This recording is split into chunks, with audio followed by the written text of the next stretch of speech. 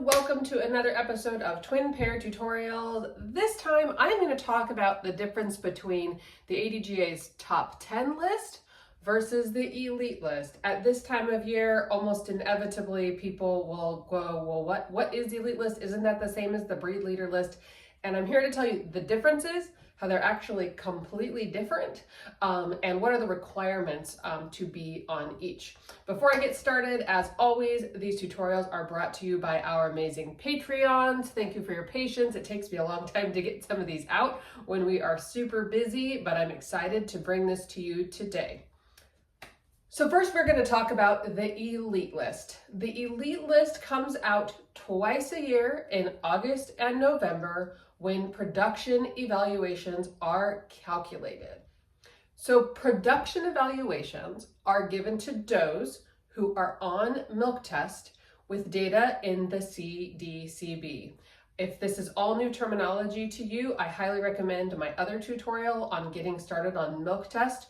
I demystify all of these strange words and acronyms that will be coming up in this tutorial related to milk test.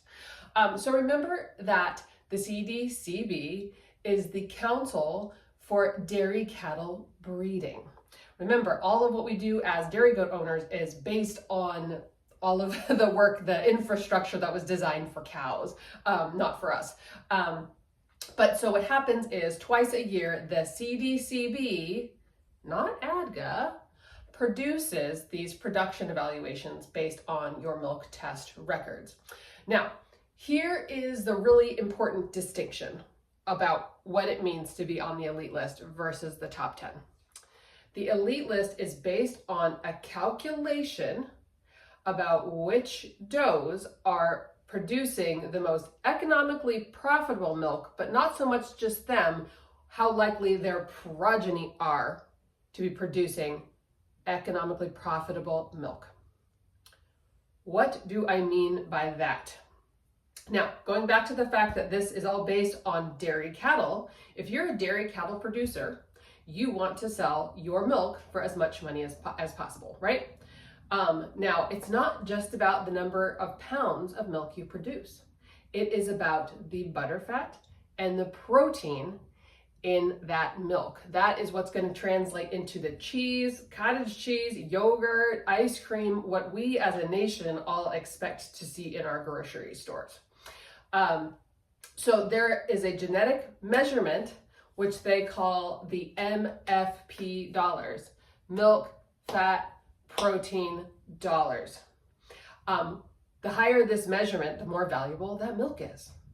And it also is a prediction of that, how likely they are to pass on those same genetics statistically to their progeny. So I'm a dairy cattle breeder. I want to be breeding those animals that are the most likely to produce kids just like them who have this fabulous milk that has higher butterfat and protein that I can then sell my milk for more dollars.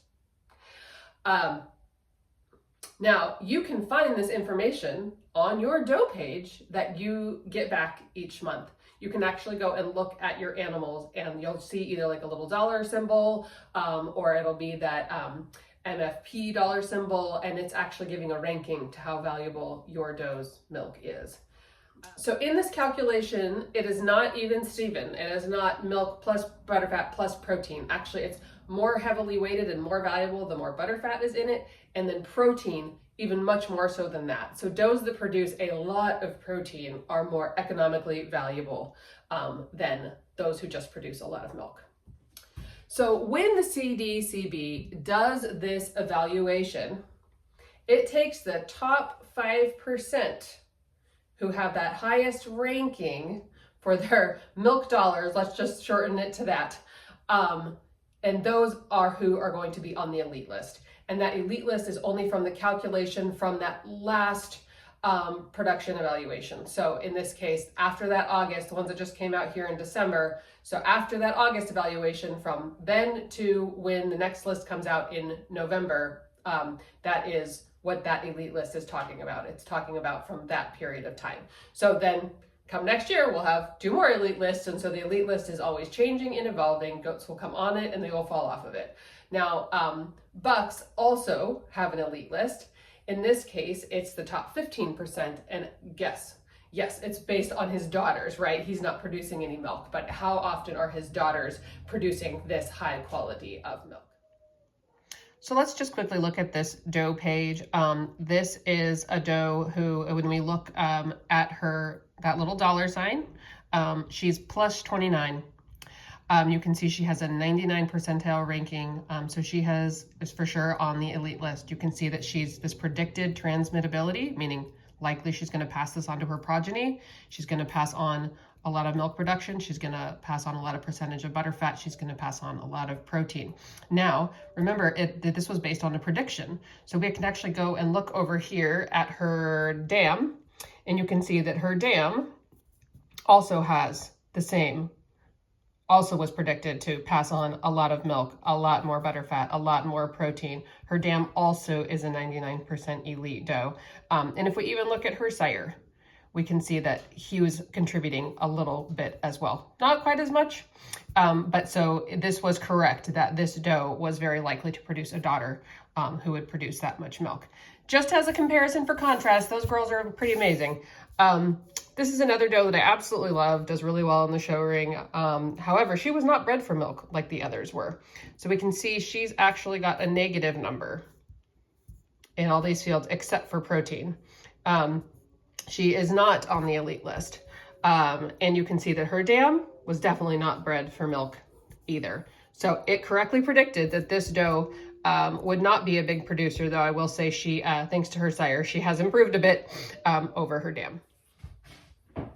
So let's talk about the requirements to be on the elite list, aside from obviously just being in that top 5%. The bar is actually quite low. Any doe on milk test can make the elite list, even if they are unregistered. You can be on any milk test type. You can be on owner sampler, you can be on standard, doesn't matter. Any milk test type is fine. You can have breed disqualifications, and that's okay too. Like if you're a color breed and you have some incorrect color, if you have an overheight Nigerian, any of it, they can still qualify for the elite list.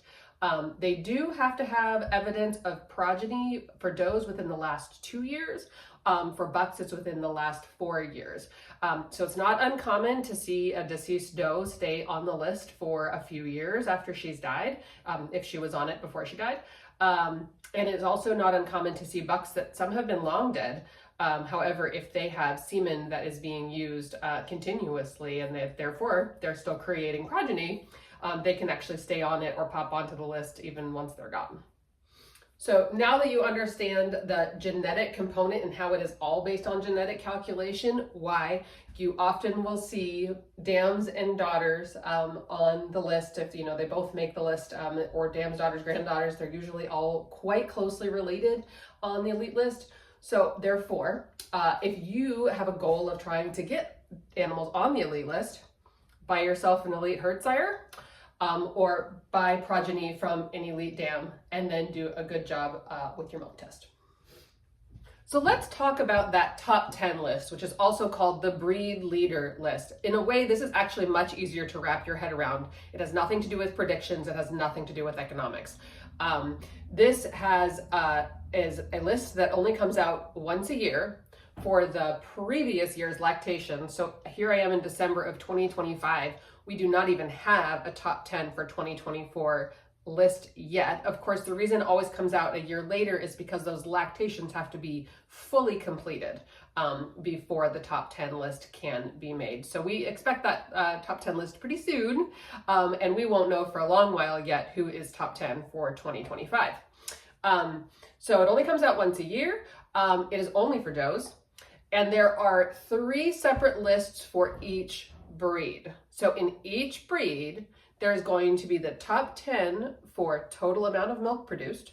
There's going to be a separate top 10 list for a total amount of butter fat. And then the third list will be the top 10 for protein production.